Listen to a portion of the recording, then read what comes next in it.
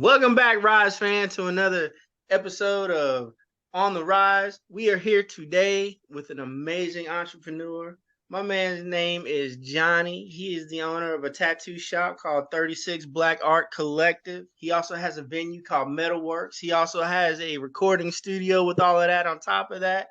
He is a guy that's got a lot going on, but he keeps it going smooth and he keeps it going great. And we are so happy to introduce him to the Ryze fam tonight. How you been doing there, my man Johnny? Chaotically busy. Very, very chaotically busy. But good. Yeah, excellent, man. Excellent. So we just gonna kick right off into it. Yo, Ash, hit him up with that first question about the tattoo shop.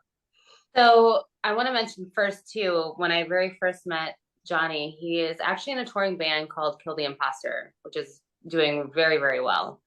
So that's how I actually met him. I actually have the tank top on that he gave me at Blue Ridge. What was it, like 1 or 2 years ago? I think it was 2 years ago.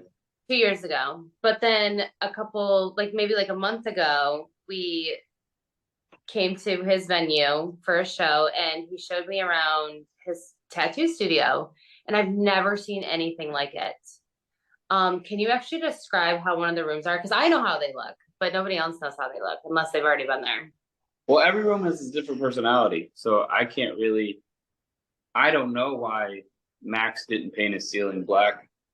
My wife loves bright light, windows, sunlight, all that. So her room is very light, and my room is the polar opposite, other than my floor. So black walls, black ceiling, lots of dead stuff. Yeah, a lot of people said it looks like a burnt down Chicago met Harry Potter. So I love the Harry Potter reference, but no, like you have like the big screen TV in there. Like it's like you're at home getting a tattoo. yeah, it's just trying to make it personal. If you're gonna sit with me for hours, because I don't really do small tattoos, so if you're gonna sit with me for hours, I want you to be as at home as possible. So. No, I loved it. I was like, man, I would like fall asleep in there because it's just so like comfortable looking. And like I said, it was amazing like how he designed and how they all designed their own rooms and stuff like that. Well, thank you. You're welcome. Now, Johnny, what would you say is one of the hardest parts about maintaining a very successful tattoo shop? I say you guys won a couple awards, and I know with so much competition out there, what do you guys do to stay above the competition? Well, I have 5 businesses. So that's kind of leading to that is trying to dedicate 100% of myself to each business, right? So there's 347. If you want to know if I'm a businessman or not, there's 347 tattoo shops in a 60-mile radius of downtown Orlando. There's 9,026 licensed tattoo artists just in downtown Orlando. So I try to offer something that no one else is offering. So when you come to our shop, it's an experience. It's not, for lack of a better word, a tat shop. It's not, you're not going in, picking something off the wall. You're not going in where the artist is looking up something from Google and just going to pick and stick and throw it on you. And don't remember your name. The person doesn't remember the artist's name. It's an experience. Like, we're going to design something specially for you. If you sit long enough, we're probably going to feed you. It's like you become family immediately. So not everyone. Sometimes I hate these people, but just kidding. I honestly, genuinely believe that when you say that. Yeah. Mm-hmm.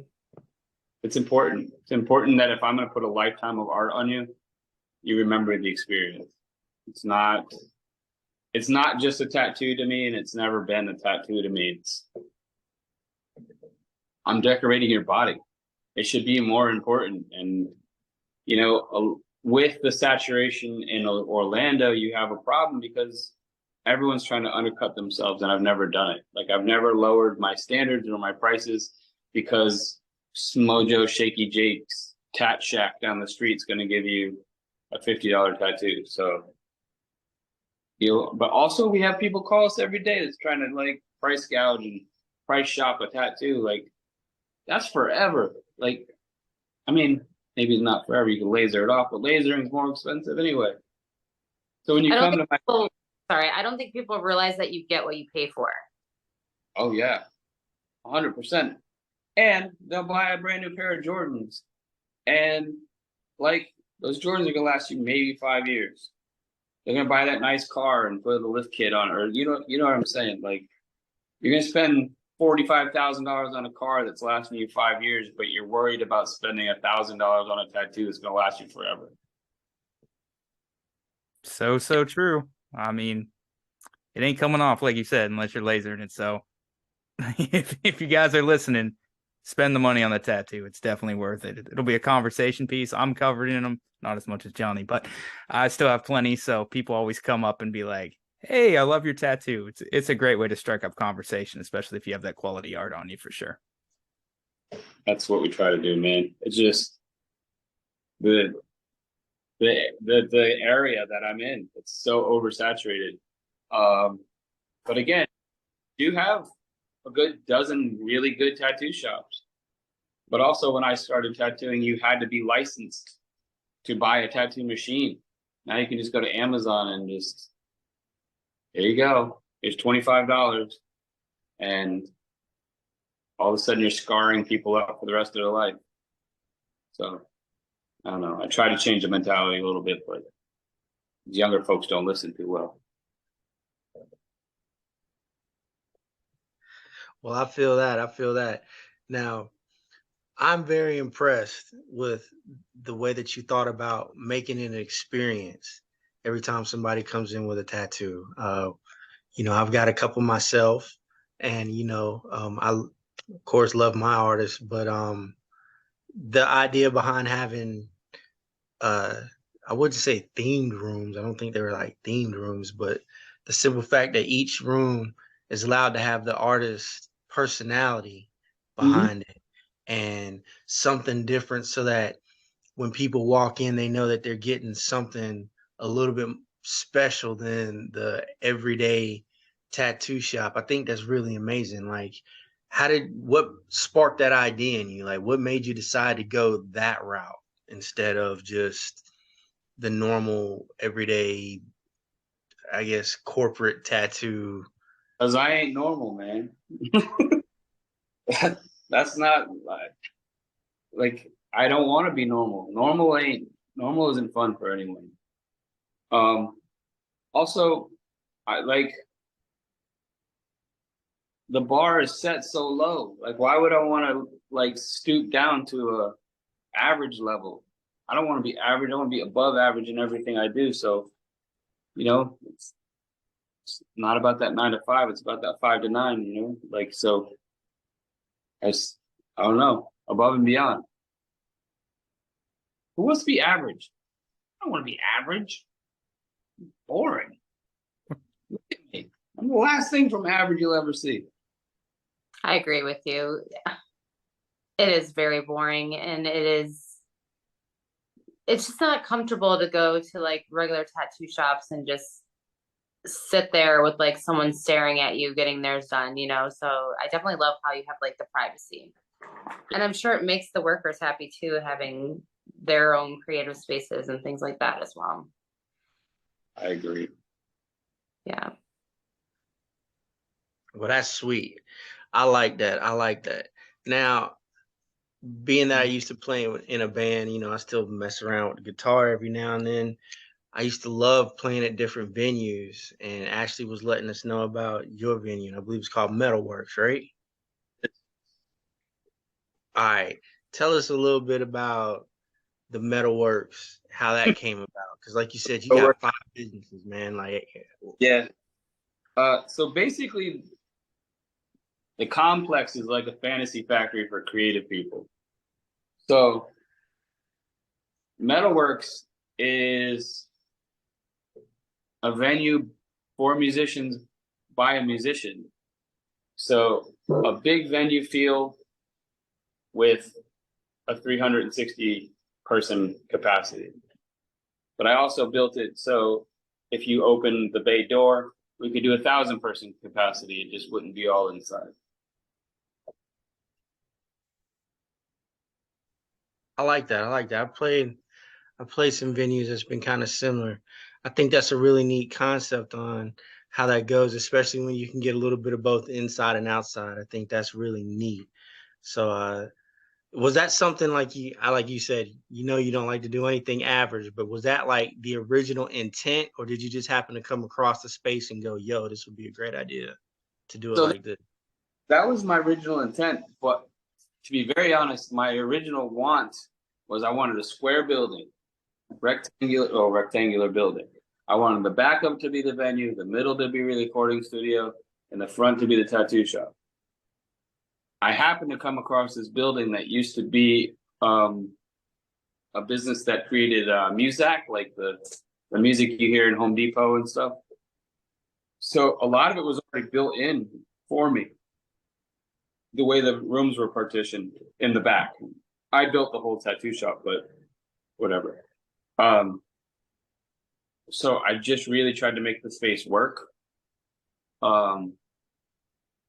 I subleased part of the building to somebody who don't realize that I'm going to evict them soon because I started my own record label and I need the space. So, yeah.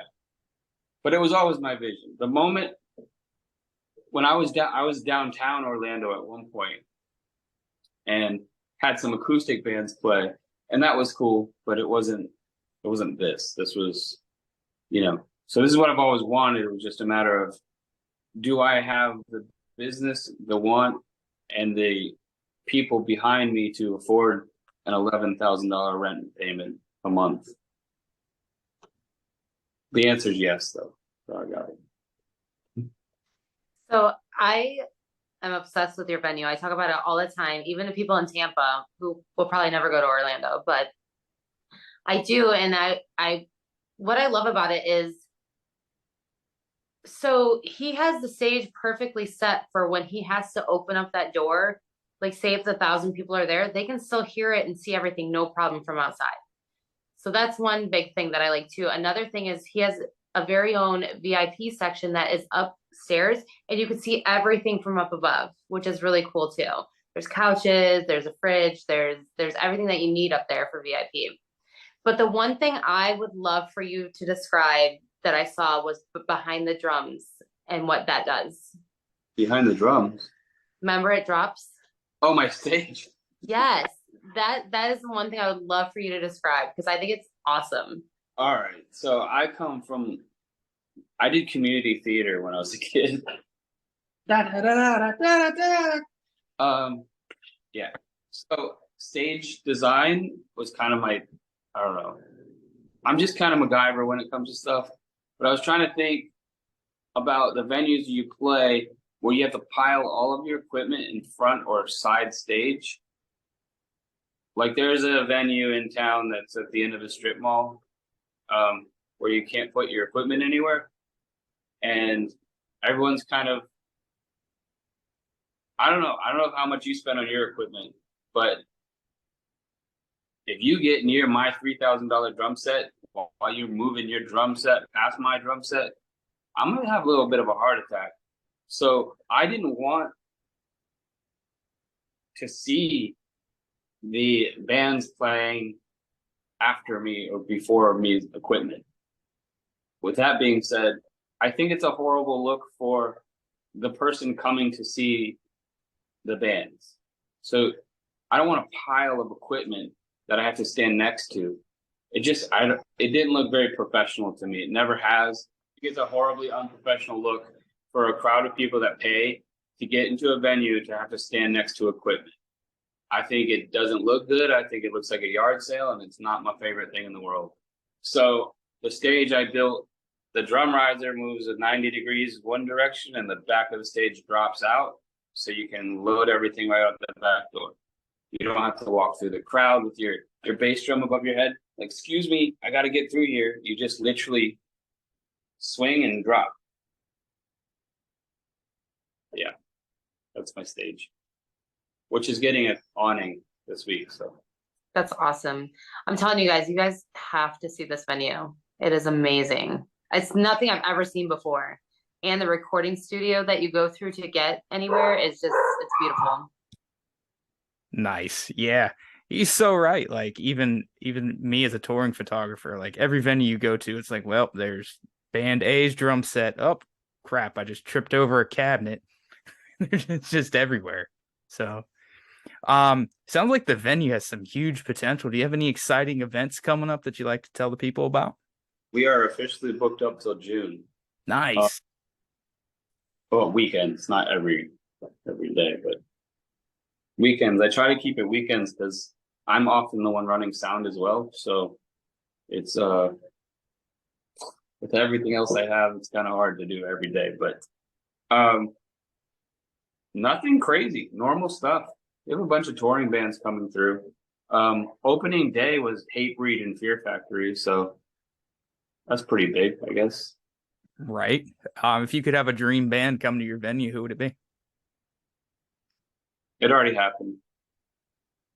So I don't get starstruck. I don't believe that people are more important than other people.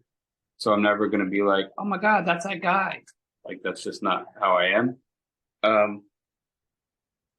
But 2 weeks after I finished building my stage and hanging my own sound equipment and running all my cables, one day I walked in my venue door and I saw Jamie from Hatebreed, Dino from Fear Factory, Bobby from Biohazard, Howard from Killswitch Engage, all on my stage rehearsing. And that was kind of one of those moments where I was like, my hands are a little sweaty. I don't know how to react. But then Dino ruined my couch. So there's that. I don't know. But yeah, that was a cool moment. And that was opening day. So my bar was set a little high, I think, but right off the get-go for sure. right. Go big or go home. Yes, always. No, but that's fantastic though, man. And that's something that you can definitely hold, proudly. That came from great hard work, man. Like just He from the did way it. that you talk. Say that again. I couldn't hear you, Ashley. He did it himself too. Yeah, that's what I'm saying. Just from the way that you're talking, man, you showing how a lot of hard work was put in behind it and the benefits of, how you're experiencing it now. Like you said, that hard work that you put in, you had some legendary names that come up on your stage on day one. That's respect, man. Weird, man. Again, there ain't no human better than any other human in this planet. But boy, when you walk in, you see everyone you've ever played with, or like I played with most of them before, like with my bands. But like to see all of them on one stage, like as like an all-star thing, man, I just opened the door and stood there for a second. Kind of went, oh shit, it's real. All right. Well, better run it because ain't turning back now. So Yo, man, that's dope, dude. I love to hear that. That's a great story, you know what I'm saying? And I love your entrepreneur flow, man. I think that's pretty hot. So we've got the tattoo shop, we've got Metalworx, we've got the band. You said you got 5 businesses. You want to mention the other one? well, I have 3 Doom 6 Records, which is a record label I just started, and 3 Doom 6 recording studios. So I have 2 full recording studios, which are starting to take off a little faster than I can keep up with. I have a tattoo shop in England as well, and then I build these things. So I build tactical motorcycles and vehicles. So that's just Wow. That's pretty amazing. So I mean, personal training. and you do personal training? Yeah, ready?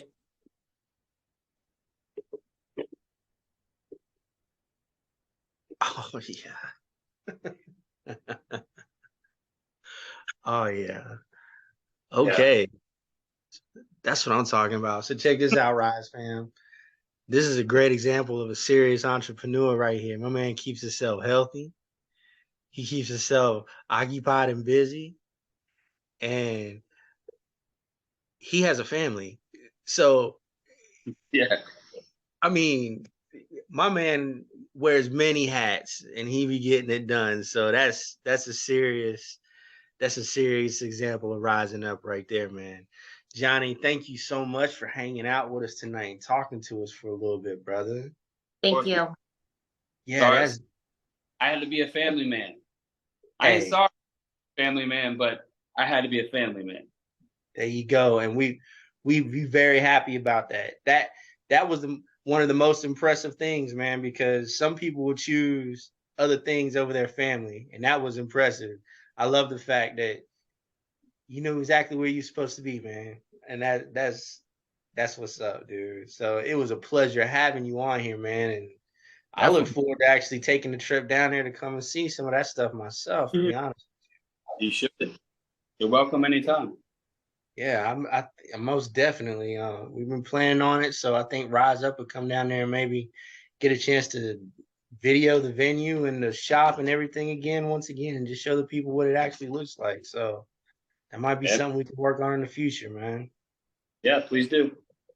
That is awesome. Well, Thank thanks you, John. once again, man. Go ahead, Ash. What's up? I was just saying thank you to Johnny for coming on here and stuff. I appreciate it a lot. For having me. Absolutely. Yeah, no doubt. So once again, Rise fam, that's the episode for this week. We had an amazing time. I'm sure that you guys enjoyed what you heard. It's very neat. If you are in the Florida area, period, just take the time to go and visit my man's shop in the venue. And if you like good music, I'm pretty sure you can see it there too. We will have all the links and everything down in the description so that you can check it out for yourself. Make sure that you show this man some love. His band name will be in there as well, so you can check that out. Check out the music on your leisure.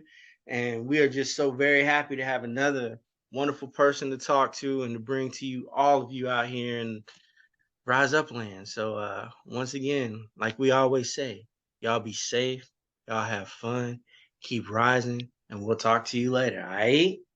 Yeah.